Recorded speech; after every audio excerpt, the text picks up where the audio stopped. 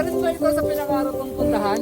Yung makarating ka sa Japan, matanaw mo, yung bundok ng Mount Fuji. So guys, pinangarap ko din yan na makarating ng Japan. Nangarap ako na makarating dito para makita ko yung mga gandang tanawin ng Mount Fuji. At marami ako narinig na kwento dito sa Japan na talagang nagpasigla sa akin para pumunta dito. Totoo nga guys, maganda. Napakaganda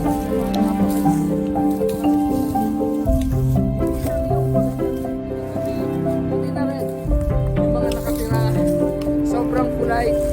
At saka kung nangangarap ka na magtrabaho dito at kahit anong trabaho man yung kaya mong gawin, kung nangangarap ka na makapunta dito para maghanap buhay para sa pamilya mo, gawin mo. Wag mong pigilan ang iyong mga pangarap. Patay na.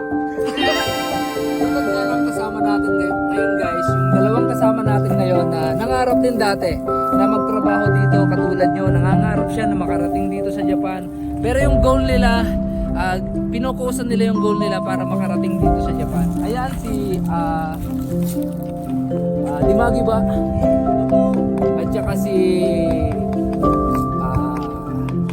Bobby Patrimonio. Sila guys, katulad yun rin sila noon na nangangarap na makarating dito. Pero ang ginawa nila, hindi sila nanatili sa kanilang mga pangarap.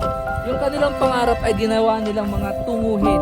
Kasi guys, kung mananatili ka sa iyong mga pangarap at hindi mo siya gagawing tunguhin, ay mananatili ka na hanggang pangarap na lang.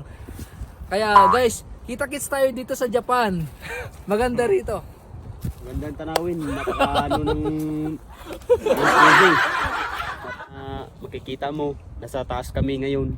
Ito, makikita natin ng lahat ng matanaw natin sa baba. Mga bahay, napakarami, saka napakaraming mamasyal po dito.